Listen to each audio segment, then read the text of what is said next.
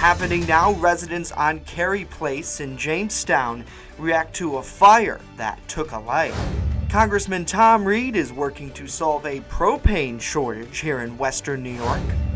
And I'm Dakota Hunter in the First Defense Weather Center. Well, we've got one more day left of these chilly temperatures before that uphill climb comes our way tomorrow, lasting through the weekend. We'll talk about how warm it will get next. I'm Ryan Hedrick from the Phone Zone Sports Desk. You won't believe what NFL player is hurt, and he got hurt in practice ahead of AFC Championship game on Sunday. And Joe Girassi, not the sheriff, the hockey coach. You'll learn about it in sports next. That's news now for Thursday, January 18th, 2018. Live and on demand from the Chautauqua Audio Works studios in downtown Jamestown. This is your source for breaking news. WNY News Now. And thanks for joining us. Good Thursday to you. I'm Justin Gould. Our top story today, an elderly man died in a fire on Carey Place here in the city of Jamestown overnight. Our Ryan Hedrick was at the scene earlier this morning and spoke to one neighbor who tried to get help for the man. Residents in this small Jamestown neighborhood are reacting to a fire at 21 Carey Place, a fire that took the occupant's life. We spoke to this woman, her emotions evident. She's riddled with guilt. She feels she could have done more. I was banging on the door, and my grandfather was a fireman, so I had thought maybe they're passed out if someone's in there from the smoke. So once I had been banging on the door and I wasn't getting any response, I started kicking the door as hard as I could. Probably after like 5-6 minutes being on the porch, finally the police had got here and the fire trucks were right behind them. It was really bad, and I was really worried about whoever was in there. I mean, when they brought him out of the house, he wasn't responding, so. This man lives right across the street. He watched in horror as he says firefighters took the occupant out of the house and tried to resuscitate them. I saw them, working CPR on the victim. It didn't look good. CPR lasted maybe a minute at best, and then they wheeled them off under a sheet. So my heart sank at that moment. I knew that it wasn't good because they had to have been in that house for a good 20 minutes plus before they got pulled out. From 21 Carey Place, the site of a house fire that has neighbors wondering if the occupant is okay. We're working to learn more. I'm Ryan Hedrick, WNY News Now, where coverage comes first. Ryan, thank you. Crews said much of the blaze was contained to the rear of the house. We have more on our website right now, WNYNewsNow.com. Falconer residents expressed sadness and regret on Wednesday as an excavator worked to demolish the Falconer vacuum shop at 15 West Main Street just days after fire tore through the building. Deborah Miller says she's sad to see part of Falconer's history gone, but proud that her community came together. We were down here the day of the fire. My son and I were down here the day of the fire helping out. We will come together. We will help everybody that we can to rebuild, to start their lives over. I mean, they lost their pets in that fire. It's sad. It's really sad that it's like part of our history is going right there. It's really sad just watching their belongings just crumble like it was nothing.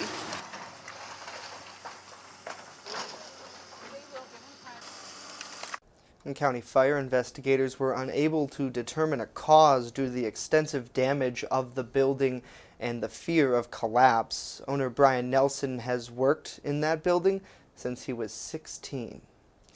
Congressman Tom Reed's office is responding to a potential propane shortage throughout the state's 23rd district. Last night, Reed's office prepared this statement for us. He said that he's aware of potential propane shortage locally, and his office is working with FERC, who is looking into the issue.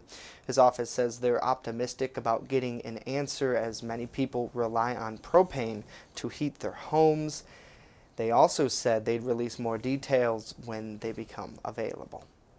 And now we check in with Chief Forecaster Dakota Hunter, who's standing by at the First Defense Weather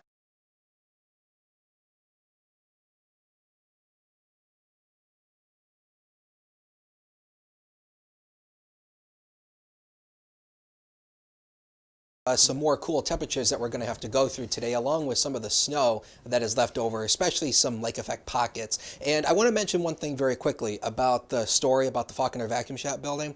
The people who know me personally know that I used to be a huge vacuum cleaner guru as a kid. I had a vacuum cleaner collection, and I know Brian personally, and he's probably one of the nicest people I've ever met. He allowed some random kid to just stand hours in his office, just in his store, drooling over the vacuum cleaners that he had on display, and I'm just so heartbroken to see that. Wow. That was an absolutely, and now it's all but a memory, and it's absolutely devastating. Now, before I start crying, let's go into weather.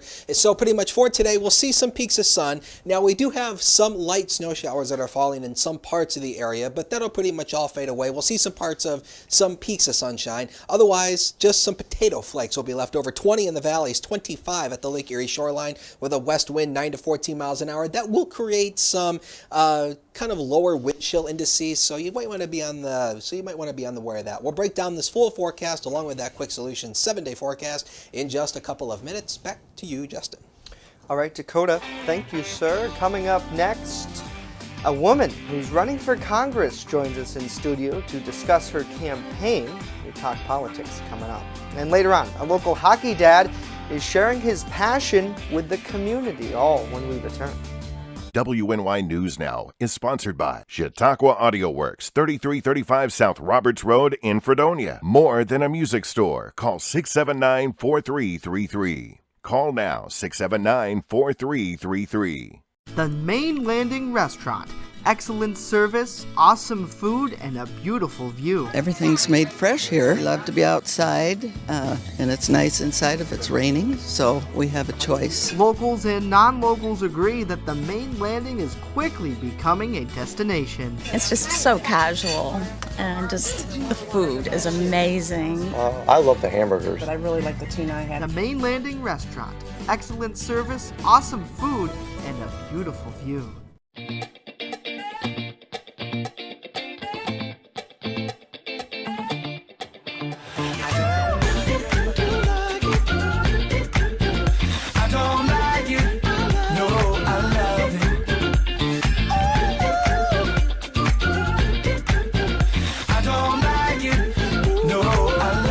Catch your First Defense forecast daily on WNY News Now.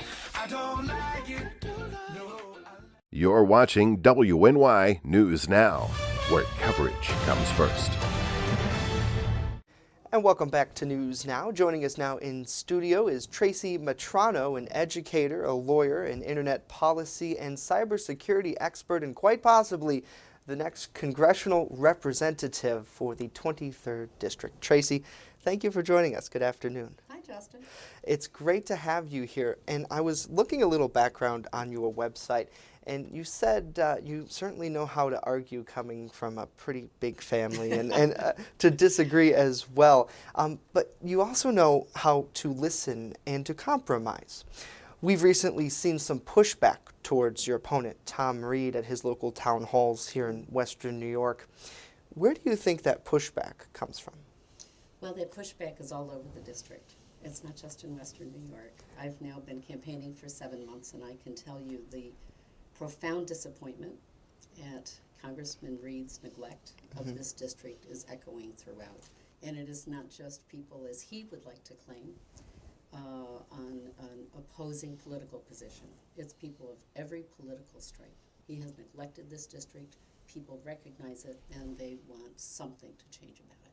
How would you be different than Tom Reed? Oh my goodness, how much time do we have? Well, just look at some of the major issues. Medical care, he has not provided for the people in this district. I would vote for medical care. I favor universal health care. I will support the Affordable Care Act, but if the Republicans are successful in causing it to crash, then a turned Democratic Congress will bring us the universal health care that the people of every political stripe in this district want. The tax reform that we have, I'll paraphrase as fake tax, will bring real tax reform, which will be for working and middle class people. And we will double down then on the 1% that have already in the last 40 years acquired 40% of the national wealth. They don't need another tax break. We need developed infrastructure in this area. intensively, not only roads, but means of transportation. We absolutely need an internet, and I mean 100 megabit internet. I'm not talking about bringing this area up to 20th century standards, which Right. many of the congressional proposals currently and Reed's office has talked about. It's not enough. We need 100 megabit to schools, farms.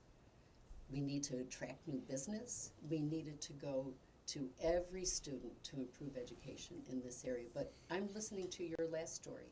We also need it in local utilities, and we need it in housing. So we need a massive overhaul of the infrastructure of this district. And that's the way, along with conserving our resources and not fracking, that we have a comprehensive approach to moving this district, not just up to the end of the 20th century, but forward into the 21st. And we've recently seen many businesses close throughout this district. It's quite possibly one of the biggest issues. There's a lot of them. But just recently, Sam's Club pulled out of their Fairmount Avenue location here in Jamestown. As a representative, what could you do to help with help these businesses? And there's a lot of people now who were breadwinners for their family who are looking for a job. Yeah, well, the reason I'm emphasizing 21st century infrastructure and a 21st century approach is I think what a lot of this district has experienced is the downside, the human side of the transition from an industrial to an information economy. But we have done nothing, and this is why people are so disappointed in Congressman Reed. He has done nothing to help us transition to the 21st. So I want to turn this district into a place where we have farm to table as part of tourism, as part of our local economies that can flourish.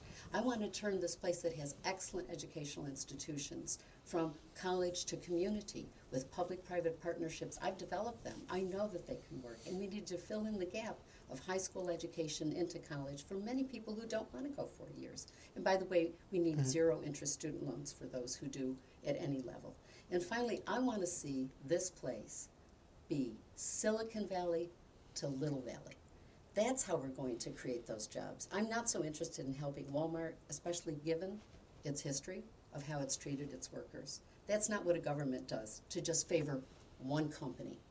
Maybe that's how Reed gets a lot of campaign contributions. What we need to be looking at are the interests of the entire working and middle class of this community, providing them the education, the support, and the infrastructure foundation so we'll attract 21st century businesses, whether that be in renewable energies or in information technology.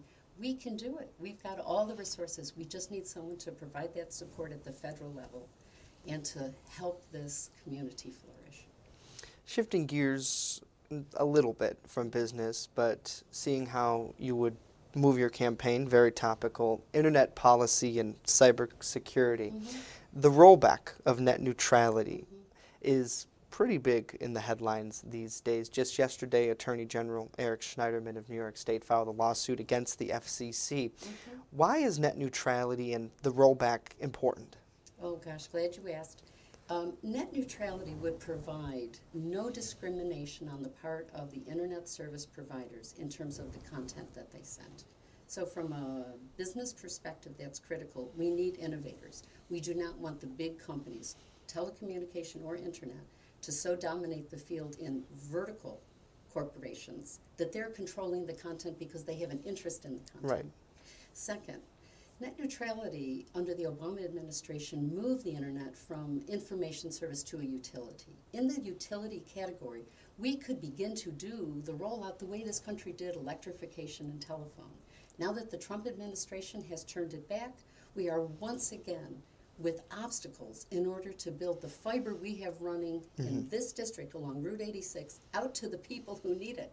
Sitting as dead fiber along 86, it's not helping our economy, it's not helping our education, it's not attracting jobs. Right, and you see that with Spectrum. I have it in my house, and we buy the package that says we can get 100 megs, but we physically can't. That's exactly right. That's exactly right. 100 megs is really the minimum now if you want to be able to do video. So if you're doing a distance education program to retool as a middle-aged person who's been displaced by manufacturing but wants to get into the information economy, you can't do it. Right. You don't have the internet. But that's what it's for, in order to be able to bring education, bring culture, bring learning, bring communication, commerce, e-government, Right. e-health, all of the above. To all of these people, we have to have that foundation there. And yes, this is something I've been working on professionally for the last 15 years of my career life. So shifting gears again, we have a lot of gun owners throughout this district and here in Chautauqua County with hunting. What's your take on Governor Cuomo's SAFE Act, and do you support the idea of tougher gun laws nationally? I'm a gun owner. My father was a gun owner. My uncles were all hunters and gun owners. I support a balance of the rights. So I believe that we can have strong Second Amendment rights for gun enthusiasts and for hunters who are responsible in their management of these firearms, and have public safety so you and I could go to a concert or be out in public and not be afraid that someone could begin to shoot. I oppose the SAFE Act. I oppose the SAFE Act because I think it's written in an overly broad manner. I think it discriminates against people on so-called mental illness. And I think as a privacy expert, I'm aware of its enforcement using databases and munging them in a way that may violate privacy laws, either at the state or federal level. However, I support a very strong and close all the loopholes on a federal background database and check on anyone who is going to either acquire a firearm or even the ammunition. And I believe that we can strengthen those laws at the federal level, and that's the most important thing to do, because we all know if you've got strong laws in one state, you can cross the state into one without it. So it's most important that we address this matter at the federal level, but in a way that is appropriate to maintain that balance of rights between the individual and the society. Earlier this week, Governor Cuomo discussed the idea of legalizing recreational marijuana. Would you be opposed to that idea? Not at all. I think we should legalize it. I think we should regulate it. We should be getting the tax from it. We should not be criminalizing it. It should not be as it is now, where you can be legally in possession of it in Colorado or Washington or California, but then you go to the airport and now you're in a federal space with Right. TSA and you could be arrested. This is not how you manage issues that are so important to the country in this hopscotch kind of way. Final question, Tracy, again, thank you for being here. Schools across our nation and right here in the city of Jamestown are struggling to find engaging programs for students. Some kids even come to school and they don't feel safe. How do we fix our education system and prepare our next generation? Obviously, that's a pretty heavy question, but... It's a huge question, but I will say this. I know of many cases where schools and teachers now carry the burden of parents who struggle to nurture them, who struggle to feed them. Chautauqua is almost 45% free and reduced lunch. On average, this entire district is 40%. That means, Justin, people are hungry coming to school. You can't learn if you're hungry. What I'm trying to say is schools and educators are now taking the burden of nurturing, socializing children, feeding them, keeping them warm in this environment with the sufficient propane. This is another infrastructure issue, by the way, that should be addressed comprehensively and not at the last minute to be sure that people have enough heat in their house. This should be done proactively, comprehensively as part of the infrastructure as a utility of this district. And in that same vein, we need to be thinking comprehensively about how we're going to take care of children, and we're going to integrate it in a way with their education, but not to put the burden on educators such that they can't meet these other broad-based social needs. All right. A lot to talk about here. Hopefully we can have you back at some point. Great. It was great. Thank you. Thanks, Justin. And now we check in with Chief Forecaster Dakota Hunter. Now, your first defense forecast with Dakota Hunter.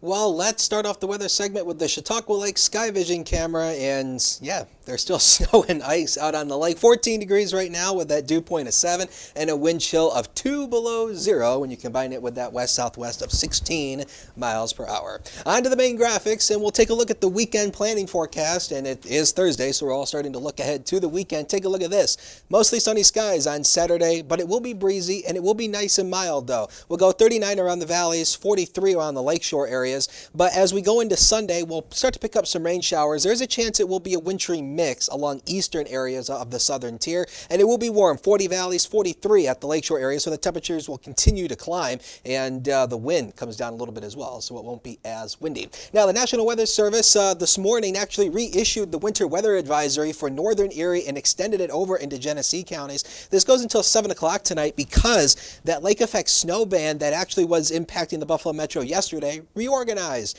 and has started throwing a little bit more snow. So probably about another 3 to 6 inches of snow around Buffalo's direction. So yeah, and you can see it here on Doppler vision. This is the lake effect band coming right off that few patches of open water. Now remember, Lake Erie is almost all frozen, but there are still some patches of open water out by Dunkirk going up into Canada and out by Buffalo. So this has allowed that lake effect band to really generate. And actually, as a matter of fact, the National Weather Service in Buffalo posted yesterday that their 6-inch snow total yesterday only had 1/10 of an inch of water in it. That is very, very dry snow, so that's snowman stuff right there. And here's just a higher look. This is just a higher resolution look on Viper, and you can see that this is the snow as it started to impact the Buffalo Metro. So probably another 3 to 6 inches there, but down in our direction, not a whole lot in the snow department there. So the MetroCast for today, 22 degrees, few clouds around 1 o'clock today. So I mean, some sunshine will peek through, but I think mainly the clouds will probably win this one out for today. 22 at 5. The temperatures really don't go very far today, so that's either good news or bad news. The temperatures won't drop back too much, and they won't go forward too much, so that's either a good or bad thing, whatever way you want to take a look at it. And then 9 o'clock, around 20. The wind will decrease to around 10 miles an hour, so it won't be as breezy as it is out there today. 12 degrees at the airport right now. Wind chill number of 4 below zero. This is Polar Bear and Penguin wind chill index. Right there with a southwest wind 14. That wind chill number is combined with the air temperature, is actually combined with the air temperature plus the wind. That's how you come up with the wind chill. And 4-mile visibility at the airport north of the city. That's obviously because of the light snow that is falling. That is obviously bringing down the overall visibilities just a little bit. Around the region right now, 18 at Dunkirk, 17 in Erie, 18 in Buffalo, 22 in Niagara Falls, 10 in Olean, 12 in Springville, and 20 over in Rochester and Monroe County. So temperatures still below average, but that won't last for too long. Let's break down tomorrow's forecast county by county, and you can see right there the temperatures will go up into the 30s. The average high this time of the year is 31, and some spots will be right around it. We'll see nice sunshine throughout the day. A few flakes, though, possibly in the morning hours. Going eastward into Cattaraugus County, pretty much same story there. Lower to mid-30s showing up on the board there, so that will be right around average. Now the ice concentration, once again, 90% ice concentration on Lake Erie. The average ice thickness is a little over 8 inches. And again, as I just mentioned, there's still some open water out here past Dunkirk going up into Canada that has allowed that lake effect band to actually set up, impacting Buffalo. The next 7 days of your beautiful and wonderful life on planet Earth are up on the screen. There's the first 3 of them. And Saturday, 41 degrees. That's going to feel nice. But take a look at what happens. We go 42 Sunday. We bring in some more rain showers. 49 on Monday. Some spots may actually hit 50 on Monday before the temperatures drop back down with a few more snow showers for midweek. Ryan will have sports right after the break, so you stay with us. First Defense Weather is sponsored by Quick Solutions of Jamestown. Count on Quick Solutions for printing, copying, mass mailings, and so much more. Part of your team. Learn more at QuickSolutionsUSA.com. That's QuickSolutionsUSA.com. Like great food, great news needs experts. Become a community reporter. When you see breaking news or have a news tip we should know about, drop us a line on Facebook today. Speaking of great food, Jeremy's Bellevue offers pasta, classic burgers, seafood, and of course, wings. Visit Jeremy's Bellevue on Facebook. The team that puts coverage first.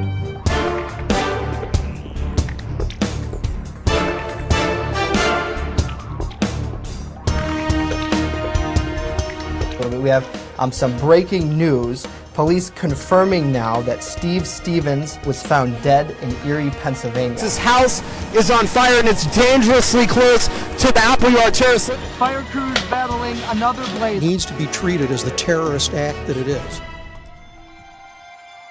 He got the ball, he just went to the hoop and he shot it. And as for the star of the show, Tucker Pierce. I think I feel good. proceeds from the Battle of the Classes going to the Alex Folk Foundation. 50 years of service and dedication to anything is very impressive. Put your lives on the line for your neighbors. It's just something that I think people should do. You have to give back to the community. WNY News Now, where coverage comes first. With coverage that matters, this is WNY News Now. WNY Sports Now is powered by Phone Zone of Jamestown. With the largest inventory around, we buy and sell our own merchandise at a price that can't be beat. Have a broken screen? We'll fix it. Learn more at phonezoneshop.com.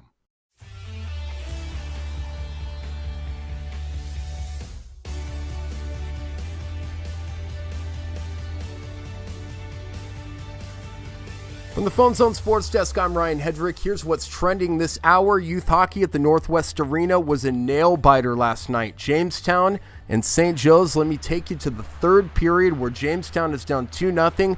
They managed to get a goal, but then they struggle a little bit. Cole Snyder on the breakaway, less than a minute left, and Snyder delivers the tie.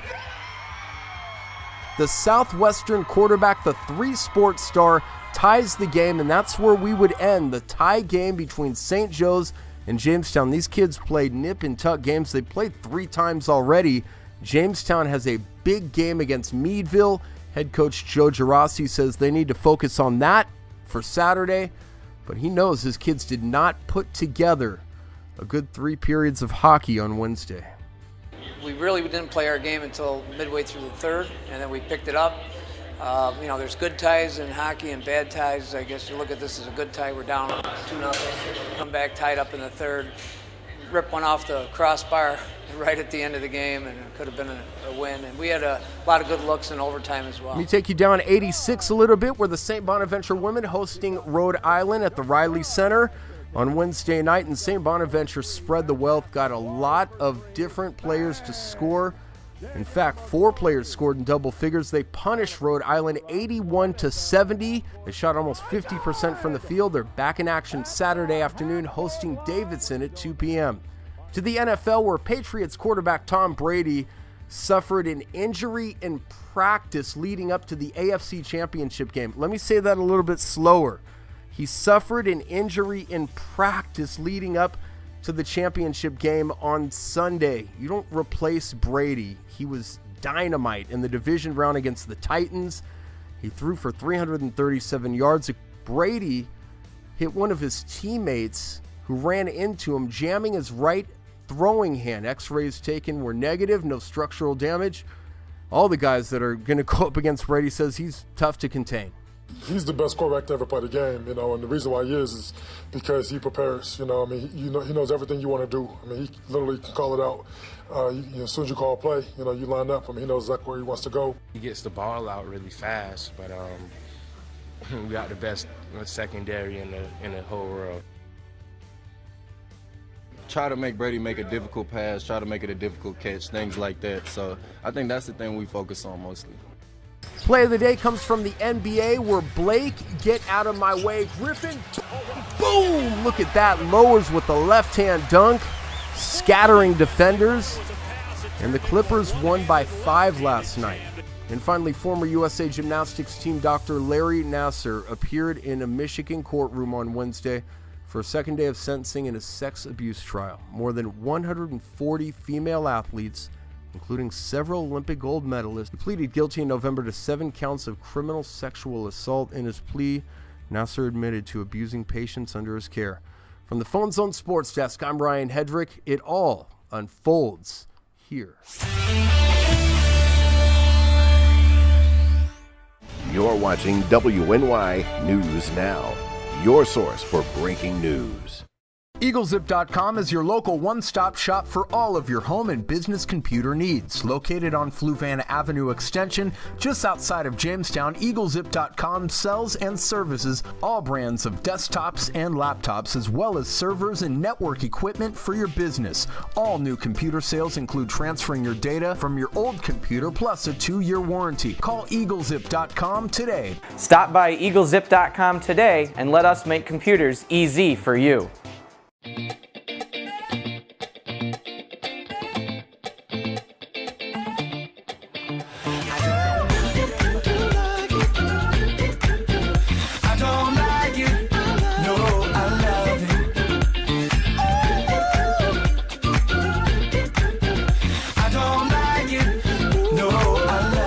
Catch your First Defense forecast daily on WNY News Now. Like great food, great news needs experts. Become a community reporter when you see breaking news or have a news tip we should know about. Drop us a line on Facebook today. Speaking of great food, Jeremy's Bellevue offers pasta, classic burgers, seafood, and of course, wings. Visit Jeremy's Bellevue on Facebook. You're watching WNY News Now, where coverage comes first. And welcome back to News Now. Chautauqua County Sheriff Joe Gerasi is juggling several responsibilities these days, including coaching a youth hockey team. After Wednesday night's game against St. Joe's, Gerasi spoke about the talent on his team and the caliber of kids who make up the Jamestown Red Raiders hockey team. We have kids that are 15 all the way up to kids that are seniors in high school, and they, the talent level is some of the better hockey players in the community, if not the best hockey players at their level that are not playing juniors, high school level. So I'm really proud of them. I'm really proud of some of the multi-sport athletes that we have on the team, and it's a great locker room, great group of young men. Now, Gerasi is proud of his team, obviously, Dakota, but he did acknowledge that after last night's game, they might have a little more preparation that needs to be done in anticipation of their game Saturday at Meadville. Pretty cool. Mm-hmm. We actually learned about this story while sitting down with Gerasi. Matt Ryan and I have our yearly meeting with the sheriff talking about news, preparation, and where we're going to go. And it was really cool. He's like, yeah, we're talking about his kids. They're all very, very affluent hockey players. Right. And he drops the bomb that he coaches this team. I didn't even know that they existed. I didn't even know that either. Yeah, it's a high school age team that's not sanctioned by the high school. Okay. But still give them an outlet. Okay, so it's like that a team, they don't play for JHS. They don't officially play for the high school, but they're still the Red Raiders because they're high school age kids, and it's intramural type thing. Pretty cool. Do you play hockey? No. What are you doing? I'm a JHS alum. What is this? The Red Raider. That's the Red Raider? Yeah. At JHS. I wouldn't know. See, that's what I get for living in Falconer. Anyway. What's going on in our weather? Yeah, let's go to weather. That's just, I don't know what else to say. That's just weird. Yeah, there you go. I'm like, what? We don't know what else to say. Ciao. Let's just route the weather computer. And pretty much 24 degrees for today. Partial sunshine will be our way, but take a look at what happens tomorrow. Those temperatures go on the rise, and that continues until early next week when we start to bring in some rain showers for Sunday and Monday. And the temperatures drop back just a little bit for Tuesday and Wednesday, and we'll see how long that cooler air lasts going into early next week. All right. Thank you, Dakota. And thank you for watching us today. Be sure to come back here tomorrow for the TGIF edition of News Now. In the meantime, head to WNYNewsNow.com for a look at our headline news. Have a great day. See you tomorrow.